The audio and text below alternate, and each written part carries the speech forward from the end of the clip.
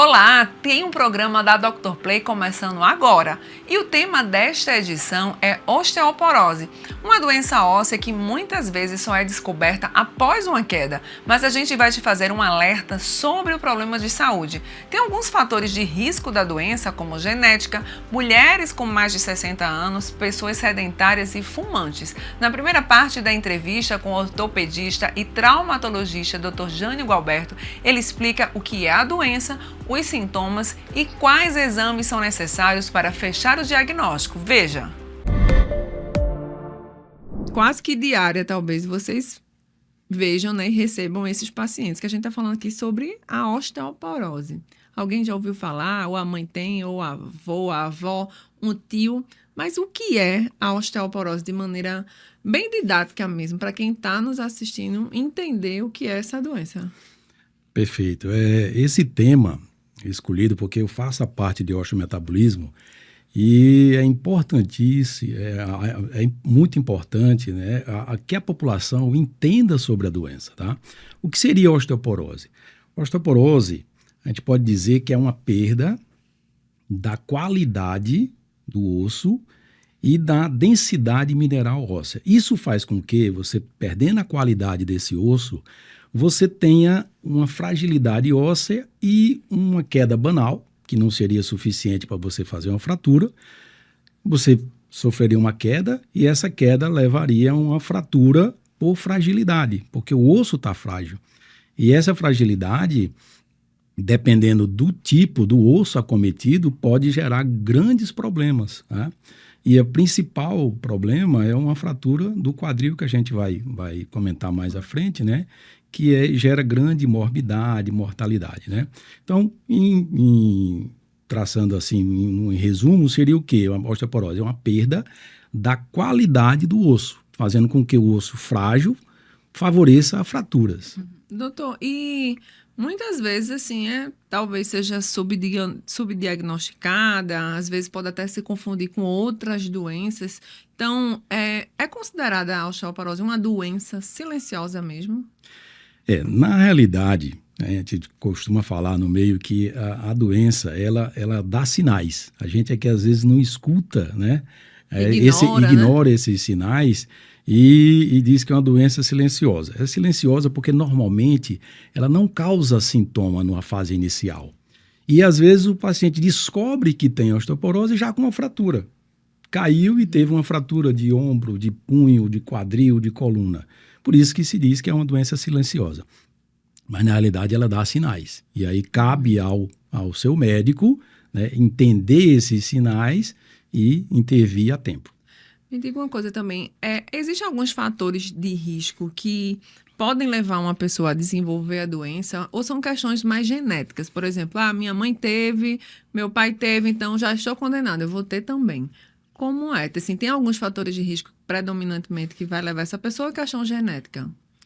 Não, tem alguns fatores de risco, né? E aí, entre os fatores de risco, tem a parte genética. Por exemplo, sua mãe teve osteoporose, seu pai teve osteoporose, sua mãe teve uma fratura de fêmur, sua avó, seu avô, seu pai teve. Então, você tem uma probabilidade muito grande de desenvolver osteoporose. Mas a gente pode enumerar alguns fatores de risco, por exemplo, mulheres, elas são mais propensas a ter osteoporose. Pacientes acima de 60 a 65 anos de idade. Pacientes sedentários, eles têm um maior fator de risco para desenvolver osteoporose. Pós-menopausa, as mulheres na pós-menopausa têm grande chance de ter osteoporose porque a doença está intimamente ligada ao hormônio, né? E na menopausa você tem a queda desse hormônio e faz com que você tenha um desarranjo, um desbalanço entre a formação óssea e a absorção. Isso gera fragilidade. Pacientes tabagistas têm uma tendência também a desenvolver osteoporose. Além disso, algumas outras doenças que podem levar a uma osteoporose secundária. Por exemplo, a gente pode citar diabetes mellitus, tá? Artrite reumatoide, pessoas que utilizam medicamentos por muito tempo, também pode desenvolver a osteoporose. Algum tipo de medicamento específico? Por exemplo, quem usa muito tempo IBP, que são inibidor de bomba de prótese, tipo os prazóis da vida, omeprazol, pantoprazol, isso faz com que você altere o pH do estômago e diminui a absorção de cálcio. E é um dos motivos que pode levar à osteoporose. Tá? Então, esses seriam alguns dos fatores que podem favorecer a predisposição da osteoporose. Quais são os exames, né? Por exemplo, para o médico ele conseguir fechar ali a anamnese, o diagnóstico, às vezes o paciente chega lá no consultório se queixando de várias coisas e aí alguns exames superficiais ele não vai surtir efeito. Então, que tipo de exames, né?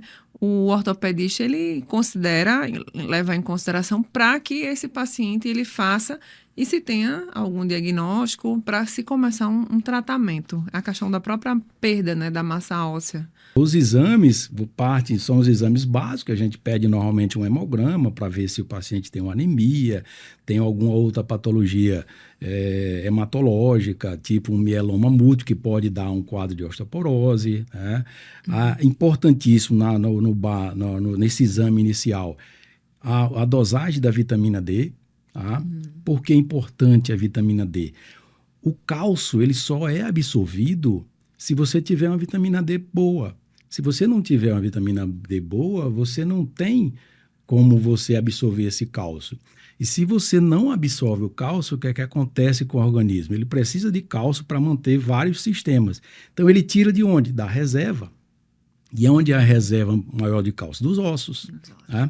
Aí, às Olha vezes, a cadeia, né? Exatamente. Aí, às vezes, chega o paciente que diz, doutor, mas para que eu vou, já antecipando, né, dando um spoiler no tratamento, mas para que eu vou tomar cálcio se meu cálcio, né, eu fiz o exame de sangue e meu cálcio está normal? Mas está normal por quê? Porque o organismo está tirando de alguma fonte. E a fonte é de onde? Do osso. E deixa esse osso mais fragilizado, né? E o senhor está falando dos exames, né, de laboratório e tudo mais, que são fáceis, né, de comprovar essa perda, mas tem algum exame mais específico por exemplo, até de imagem mesmo, que consiga comprovar essa perda de massa óssea no organismo? Sim, com certeza. São os exames que você pede, né? São os exames de sangue, mas você complementa com a densitometria mineral óssea. Tá? Que é o exame padrão ouro para dar o diagnóstico, para fechar o diagnóstico de osteoporose, né? Esse exame normalmente não emite radiação ionizante, e aí dá para você fazer esse acompanhamento, e através dessa densitometria é que você vai fechar o diagnóstico, e baseado nesse diagnóstico, normalmente se utiliza essa densitometria, são dois que a gente chama de sítios, né? Que é o quadril e a coluna, onde a gente vai ver a qualidade do osso cortical e a qualidade do osso esponjoso, e aí vai ter um número lá, e baseado nesse número, a gente vai classificar como, não, está dentro da normalidade, está dentro de uma osteopenia, que é uma baixa de massa, mas não tão grande, mas a gente precisa fazer alguma coisa, né? Então, osteopenia é aquele botão amarelo. Isso, mais ou menos como seria isso aí. É um amarelo, não, tem osteopenia, e osteoporose é um número, que é um desvio padrão, que aí já é o sinal vermelho que a gente precisa intervir. Agora a gente tem um intervalo bem rápido, mas não deixa a gente, porque a conversa sobre osteoporose ela segue ainda no próximo bloco. Não sai daí, até daqui a pouco.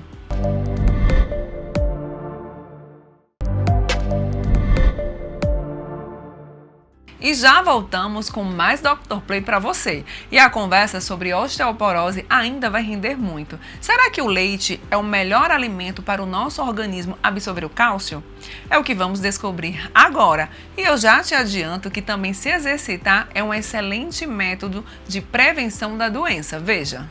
Uma das grandes fontes principais hoje em dia de ingestão de cálcio é o leite, sim, seus derivados, independente da faixa etária? Independente da faixa etária, né? Inclusive, a gente tem normalmente o cálcio que a gente tem nos ossos, tem um período que a gente chama de poupança, né? Até os 30 anos você está tendo essa reserva de cálcio para utilização no futuro. Então, imagina você ter uma dieta restritiva de cálcio, né, com limitação de leite e derivados, e lá na frente como é que vai ser se você não tem uma reserva boa? Tá? Então, qual é a restrição que você deve não administrar leite? Só se o paciente tiver uma intolerância à lactose. Mas ela tem que procurar outras fontes de cálcio. Tá? Até tomar o leite zero lactose. Ou zero lactose. Aí, o que é que acontece? Existe uma demanda diária de ingesta de cálcio no organismo. E sabe-se pela Organização Mundial de Saúde que essa demanda é em torno de 1.000 a 1.500 miligramas por dia. Para você ter uma absorção de 1.000 miligramas de cálcio por dia, equivale a 4 copos de leite. Nossa. Quem é que toma isso? Não toma. O senhor toma? Não. Não. Mas aí, o que é que tem que ser feito? Por isso que é importante, às vezes, quando você vai fazer o diagnóstico, você vai fazer um inventário nutricional desse paciente para saber se como é a dieta dele, se ele tem uma dieta restritiva de cálcio, para ver a necessidade de fazer uma suplementação ou não nesses pacientes, tá? Quanto tempo a gente deve começar a pensar em procurar um ortopedista? Isso é interessante, seu questionamento em relação, primeiro, à longevidade, né? A gente tem, no último dado do censo, né, que João Pessoa, nós tivemos um aumento de mais de 50% na população de idosos, tá, acima de 60 anos. E o que é que a gente vai ver no futuro? Cada vez mais aumentando. Então, João Pessoa é a bola da vez, né, para todo tipo de público. Né? Quantas pessoas a gente conhece que trabalhava em outro estado, aposentou e veio para cá? Pra cá. Muita gente nem está precisando aposentar, né? Já está vindo mesmo sem se aposentar. Né? Exatamente, né? Os home office, né? Que se trabalha assim. E a cidade enchendo cada vez mais, né? Então, essa preocupação da longevidade é muito importante porque a osteoporose é uma doença que acomete mais realmente o idoso, tá? E a preocupação no futuro é isso, né? Ou a gente tem que pensar no tratamento da osteoporose como prevenção, porque ou você trata a osteoporose preventivamente, ou vai faltar leito cirúrgico nos hospitais para tanta fratura de fêmur. Tá? Para você ter uma ideia... Que é a mais grave de todas. É a mais grave. A gente fala de fratura de fêmur porque é a mais grave, é a que causa mais mortalidade. Né? E a mortalidade não é durante o ato, é normalmente no primeiro ano. Existe uma estatística que mostra que 30% dos pacientes que têm fratura de fêmur por osteoporose, depois de uma certa idade, isso no paciente idoso, ele tem uma mortalidade em cerca de 30%, pelas comorbidades que ele tem. Né? Então, isso é importante a gente diminuir isso aí. Existe um dado interessante na OMS que fala que a cada 3 segundos, nós temos uma fratura de osteoporose no mundo, para você ter uma ideia como é altamente prevalente. E também existe um dado que fala que 50% das mulheres acima de 60 anos vão ter uma fratura por osteoporose até o fim da vida. Nossa, é muito alta. Muito alta. E a fratura que a gente está falando, fratura de punho, fratura de ombro, que são os mais comuns por fragilidade, e fratura de coluna. Voltando ao seu assunto, né, em relação quando é que deve começar a fazer. Existe um ditado que diz que a vida começa aos 40, né? Tem isso? Eita, que coisa boa. Ano que vem, 40 eu tô. Mas aí também tem um viés que diz que a vida começa a terminar aos 40. Não, doutor, o senhor decide aí, eu fico feliz, eu fico triste. Mas na realidade eu vou pela primeira, viu, para ficar feliz. Mas aí, o que é que você tem que fazer? Normalmente, você tem que se cuidar desde cedo. Mas depois de uma certa idade, esse cuidar tem que ser com mais zelo. Tá? Porque a gente tem que pensar na longevidade lá na frente. E o que é que os estudos mostram? Que as pessoas que fazem atividade física desde cedo, tá? Eles têm uma independência depois dos 60, 70, 80 anos de idade. Então, fizeram uma comparação de pessoas idosas que faziam algum tipo de atividade e aquelas que não faziam, e realmente a dependência é muito maior daqueles que não faziam atividade. Então, o cuidar deve ser muito cedo. Tá? Eu nunca fiz atividade física. Nunca é tarde. Sempre é hora. Sempre é hora. Tá? Se você nunca fez, faça. Claro, começar gradativamente, né? Mas importantíssimo a atividade física. Tá? Se eu fosse dar uma dica aqui em relação eu sinto dores no corpo, qual medicamento que o senhor recomenda? Atividade física. Mas se eu começar a fazer atividades que eu sinto dor, começa devagar, vai chegar um momento que você vai ver que tem uma melhora.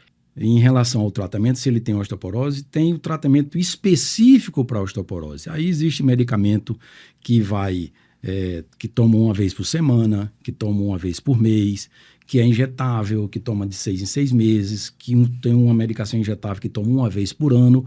Qual medicação usar? Aí isso o seu médico é que vai, juntamente com você, decidir qual a melhor conduta. O que não pode se eu prescrever uma medicação que é para tomar toda semana, aí você tem uma semana que toma, outra que não toma, então não está tendo uma adesão ao tratamento.